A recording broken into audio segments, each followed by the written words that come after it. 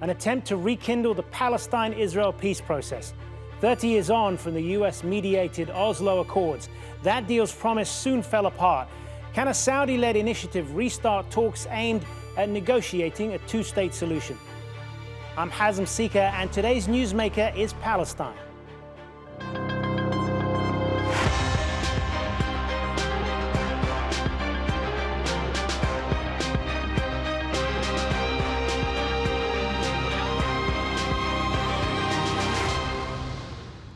Over the last few years, a number of Arab countries have started normalizing ties with Israel as part of a US-led deal called the Abraham Accords.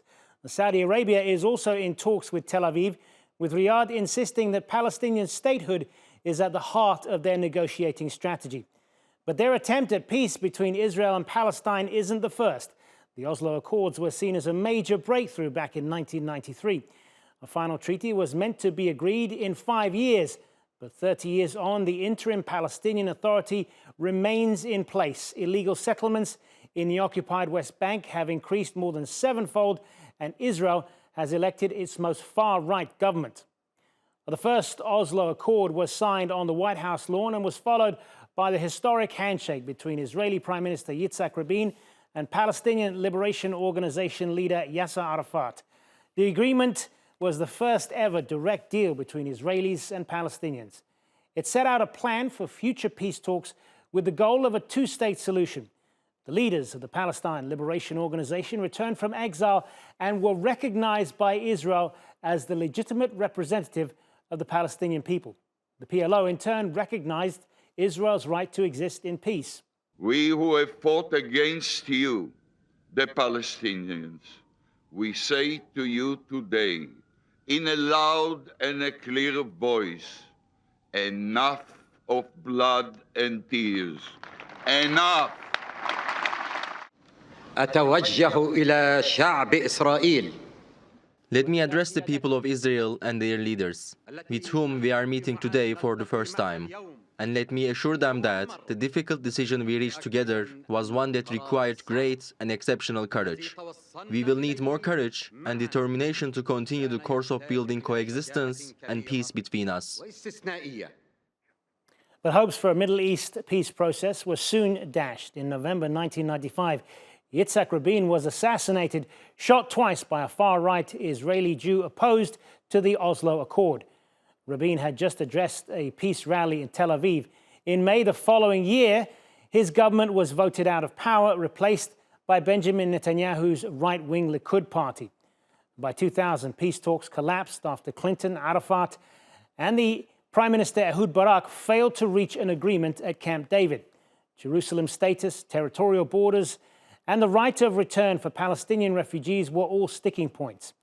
Later that year, Israeli opposition leader Ariel Sharon outraged Palestinians by storming Jerusalem's most sensitive holy site, the Al-Aqsa Mosque compound. Now, this sparked the Second Intifada, which was met with excessive force by Israeli security forces. Around 3,000 Palestinians and 1,000 Israelis were killed before the conflict petered out in 2005. The last Palestinian presidential elections were held in 2005, electing Mahmoud Abbas as the PA leader. The bitter rival Hamas won parliamentary elections a year later. Efforts to form a unity government failed, with Hamas seizing full control of Gaza after days of fighting. Parliament remains suspended. A new push for peace comes at a time of heightened hostilities. More than 200 Palestinians and nearly 30 Israelis have been killed so far this year in the occupied West Bank and Israel, already the highest death toll since 2005. Last month, the UN's Middle East envoy, Tor Wennesland, said the continued expansion of illegal Israeli settlements, demolition of Palestinian homes, and operations by Israeli forces in the occupied West Bank areas has driven the violence, as well as activities by Palestinian armed groups. And on Sunday, dozens of Israeli settlers stormed the Al-Aqsa Mosque on the last day of Rosh Hashanah under the protection of Israeli security forces. Israeli troops attacked Palestinian worshippers at Bab Silsila, one of the main entrances to the compound. Today we came and we will keep protesting against what is going on in Al-Aqsa. We will never stop. Al-Aqsa is ours. by soul, by blood. We will defend you, Aqsa. Saudi Arabia will host the Peace Day effort for Middle East peace initiatives on the sidelines of the UN General Assembly meeting taking place in New York. The Arab League and the European Union, along with Jordan and Egypt, will participate. Palestinian and Israeli officials will not attend the forum. So who is best placed to mediate between the two sides? Well, joining us now from London is Hugh Lovatt. He is a policy fellow at the European Council on Foreign Relations. Good to have you with us, Hugh. So I want to ask you about this report that you've published, House in Disorder, How Europeans Can Help Palestinians Fix Their Political System.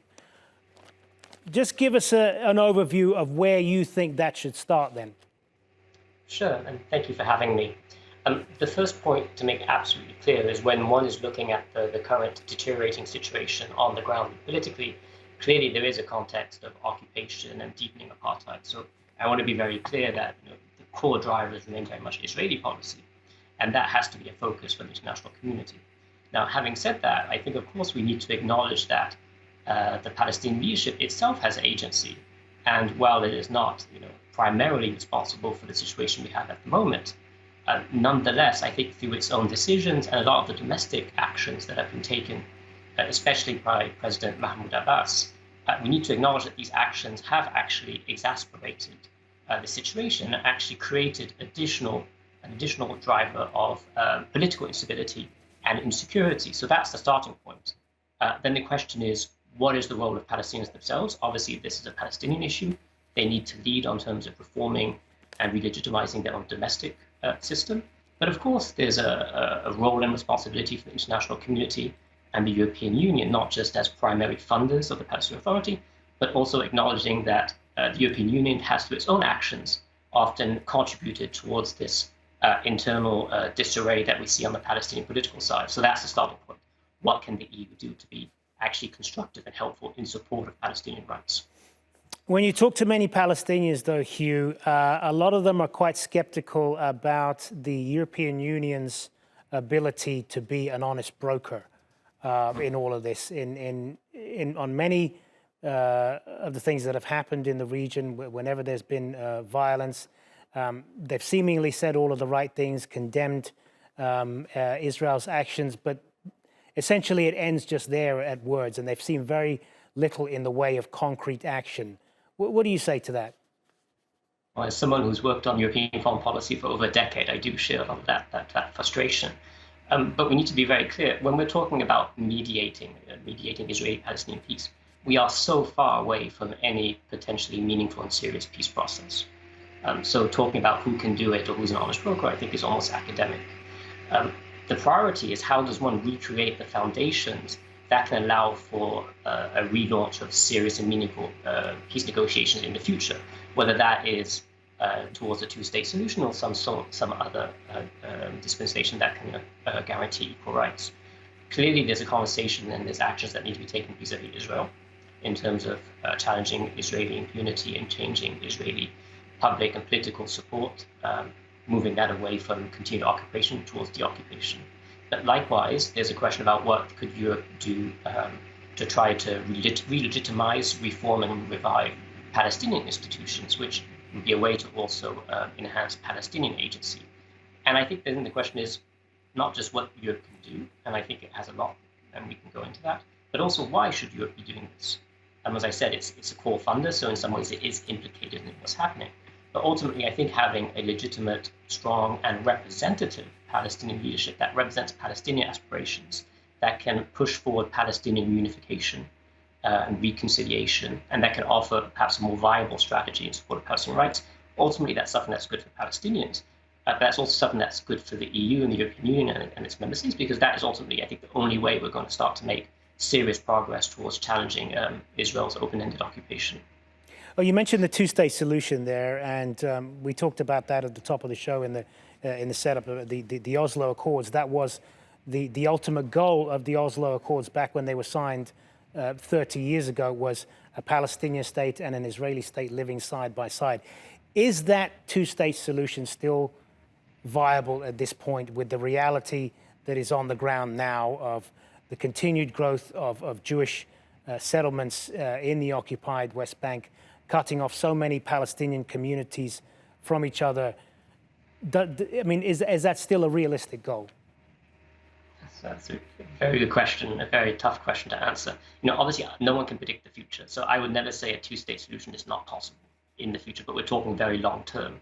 Clearly, there needs to be a new strategy. Clearly, two states cannot be achieved through the moribund Oslo peace process. So that's the first point. I think, to me, the question is more about strategy. How do you actually move forward? How do you incentivize and move towards ending occupation?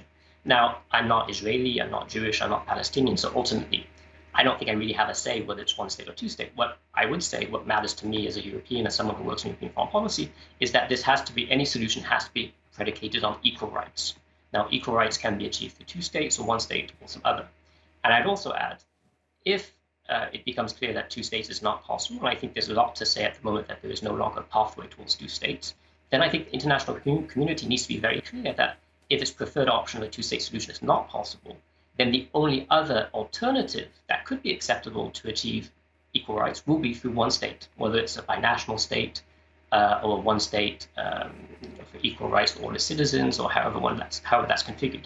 We need to be very clear that either it's going to be two states or one state. What we cannot accept is the continued entrenchment of the current one-state reality of open-ended conflict and deepening inequality. We need to be very clear that this is not an option, and I think that's a way of putting the onus back on Israel to actually decide, and you know, this is obviously for Palestinians, but also for Israel to decide ultimately how will it fulfill Jewish self-determination. Will it be through the two states, which is probably better for Israeli Jews, a lot of them would say, or actually do you move towards one state, which would make it impossible to be both a Jewish majority state and a democratic state?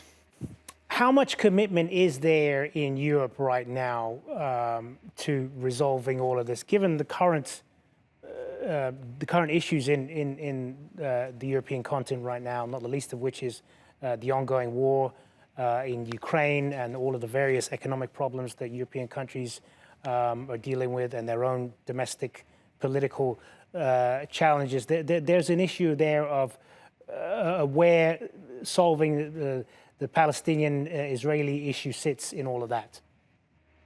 It's no secret that European attention has drifted elsewhere, and this drift away from the Israeli-Palestinian conflict has been ongoing for years now. It happened before the latest war in Ukraine, but certainly Russia's latest invasion of Ukraine has, I think, further reordered European priorities. I think a lot of European governments and European citizens would look at changes, geopolitical changes around the world, and actually start to think, well, actually the world is pretty scary, and we can't have the luxury of working on the Israeli-Palestinian conflict or other things like that. We need to be much more active in securing our own security and political interests closer to home. Hugh Lovatt, Policy Fellow at the European Council of Foreign Relations. Good to get your thoughts on all of this. Thanks very much for your time.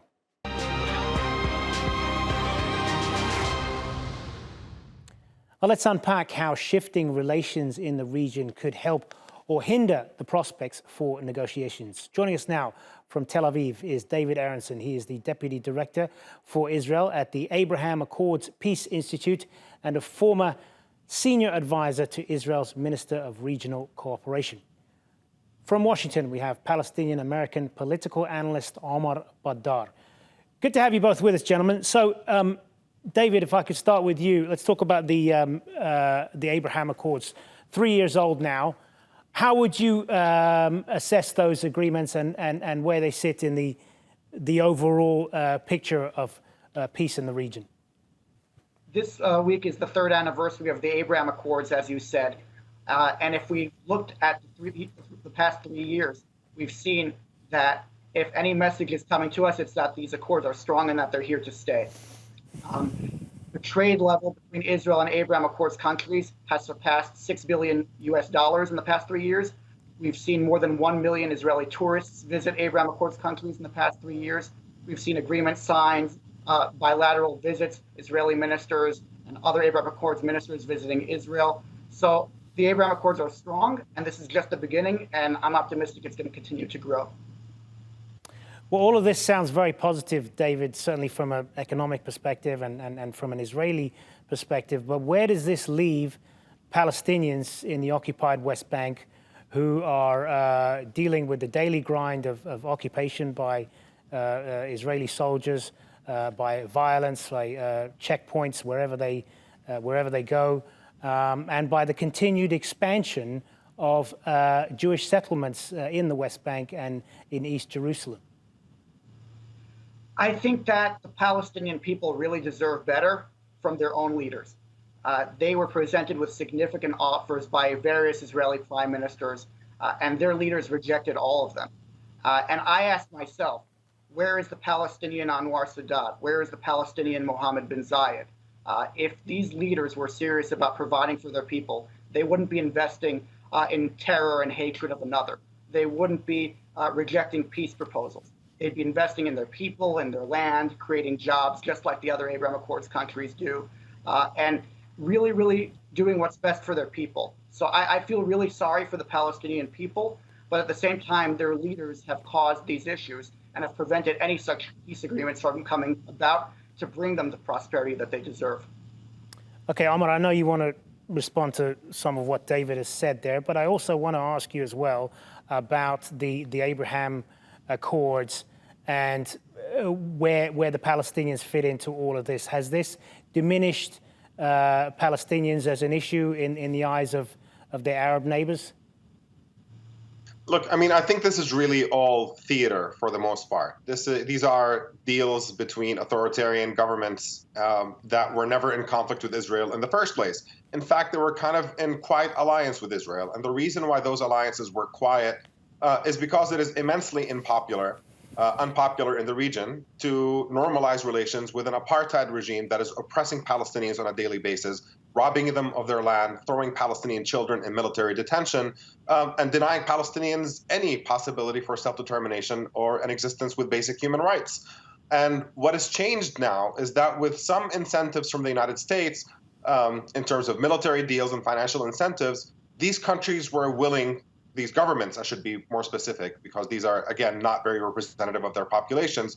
These governments were willing to make those alliances public, and selling them as peace deals is incredibly cynical. This is all about realpolitik motivations, and frankly, it's going to have absolutely no impact on what's going on with Palestinians, because fundamentally, the reason why we have conflict in Palestine is because Israel denies them the right to either have legitimate independence on their own or to be basically granted equal rights. What Israel's proposal for them is permanent apartheid under the boot of Israeli military occupation and apartheid. And as long as that continues, then all these deals with neighboring countries will have absolutely no impact. And we are going to see conflict basically into the foreseeable future. I want to ask you about the point that David made, though, that Palestinians are being failed by their leaders. What do you say to that? That is certainly partly true. They are being failed by their leadership. However, that leadership has very, very limited power. Ultimately, you're talking about a leadership that exists under Israeli occupation, and Palestinian leadership cannot function basically without what Israel allows them to do. So you have a relationship right now where the Palestinian Authority essentially acts in coordination with Israeli security forces to ensure that there is no Palestinian resistance to that occupation. And if they decide to ever end that role in any meaningful way, then the fate of Mahmoud Abbas would be identical to the fate of Arafat. We remember what happened with Arafat towards the end, where he was besieged in his compound, where Israeli soldiers were breaking into the compound on a regular basis and taking out some of his security personnel. So the choice that the Palestinian leadership is currently facing is either continue to serve Israel's interests, or you're going to lose all the privileges that you currently experience, and you get reduced to the fate of what the general Palestinian population is, which is living without any rights, without the ability to move around. So everything that has been described about the failures of the Palestinian leadership, there's no question that they are failing the Palestinian people. But frankly, the onus is on Israel as the occupying power, as the country that holds all the cards in this power dynamic, imbalanced power dynamic. And until Israeli behavior changed, really what Palestinian leaders can do at this point is fairly limited. So, David, you talked earlier. You asked earlier the question: where is the next Sadat among the Palestinian leadership? Where is the next figure who will go to the Israelis and ask for peace? But when you look at the conditions that Palestinians are living in right now, some of what Omar talked about there, I mean, is it a surprise to you that kind of person hasn't emerged? Well, you have to ask yourself why they're living under those conditions, because the Palestinians have been receiving so much international aid for so many years. And the question is, where is the money going? Is it reaching the people? No. Is it creating jobs? No. Is it going to hospitals? No. Is it going to schools? No. It's been going to the pockets of the leaders and also to the pay-to-slay martyrdom fund. So rather than going to improve the quality of life, it's going against people's lives and hurting their lives. And so I think that if you had a leader who, as I said, would invest in their people, invest in job creation, invest in peaceful education and coexistence, you would see a much bigger difference on the ground.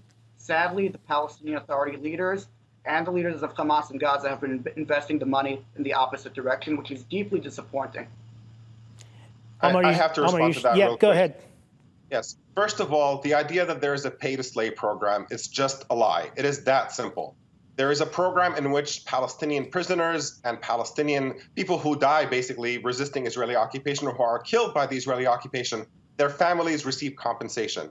And Israel has twisted that into saying that there is a fund to encourage attacks on Israel, which is just an utter lie. There is absolutely no basis for it whatsoever. Now, as far as the conditions that Palestinians live under, yes, there's certainly some level of corruption in the Palestinian leadership that this aid is not going where it needs to. But fundamentally, Palestinians should not be dependent on aid in the first place. The reason why they require aid is because they live under brutal Israeli occupation that regularly bombs Palestinian areas. You know, when you look at what happened in Gaza over successive Israeli assaults, the entire infrastructure is destroyed. Entire city blocks are just reduced to rubble. And you have a situation in which hundreds of Palestinian children are killed in these bombings. That's the reality for Palestinians, and to try to take away responsibility from their oppressors and to say, oh, if only the aid could be put to better use, maybe their conditions would be improved. What Palestinians need is not humanitarian aid as if they're suffering some kind of natural disaster. What they need is freedom from Israeli occupation and apartheid so that they can actually live their own lives without Israeli control and Israeli domination and the daily destruction that Israel meets onto their lives. That's really the fundamental reality. So then the follow-up question is, why hasn't that occupation ended? And the reason why it hasn't is because Israel has absolutely no interest in ending that occupation. There was an entire peace process in which the Palestinians bent over backwards to reach some kind of compromise with Israel. And all Israel did was expand more and more settlements and entrench the occupation further and further, leaving Palestinians absolutely no option and no road to meaningful independence, which is precisely why we end up in the situation that we're in. And what we need is international pressure on Israel to be forced to recognize Palestinians as equal human beings and to end that system of oppression and apartheid so that we can move towards a more prosperous future for Israelis and Palestinians. David, Palestinians as well as the Arab countries that have made agreements with Israel as part of those Abraham Accords are facing challenges, aren't they, right now with a right-wing government in Israel, which is seen as the most extreme it's ever had, and it's against the backdrop of this increased Israeli violence against Palestinians. We saw the incursions into the Al-Aqsa Mosque compound, the raid on the Jenin refugee camp earlier this year. So, I mean, this is a two-way street, isn't it? Well, first of all, I would say that if you're talking about the current government in Israel and certainly the current prime minister, let's remind ourselves that it was this same prime minister, Benjamin Netanyahu, who signed the Abraham Accords with each of these countries. So to say that peace isn't possible under the current government is wrong. That's the first point. The second point is, I would say that the makeup of the current government is that the ministers report to the prime minister. And if a minister says or does something that the prime minister disagrees with, he condemns them for it. What I was very disappointed on the other side is that there was no responsibility taken, no apology, when President Abbas claimed that the Jews brought the Holocaust upon themselves. That's deeply unfortunate. So when it comes to each of the sides, I think everyone at the end of the day has what to gain from the Abraham Accords, because the Abraham Accords have renewed an environment of peace in our region.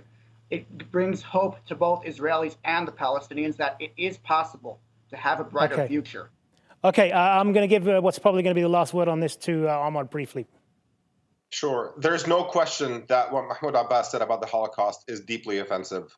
However, we have a reality in which you have one leader in Mahmoud Abbas who constantly utters really offensive remarks, and what you have in the Israeli leadership is a leadership that is determined to undermine Palestinian rights, that is on a daily basis assaulting their most fundamental ability to live their normal lives. And when we're talking about the path forward, the actions of the Israeli government that are fundamentally anti-Palestinian, that are literally murderous on a daily basis, to me are far, far more significant in terms of what is an impediment to peace. And again, until a country that has leverage on Israel, like the United States, starts applying meaningful pressure for Israel to behave within the bounds of international law and to respect basic Palestinian rights, we are stuck in a cycle of indefinite conflict.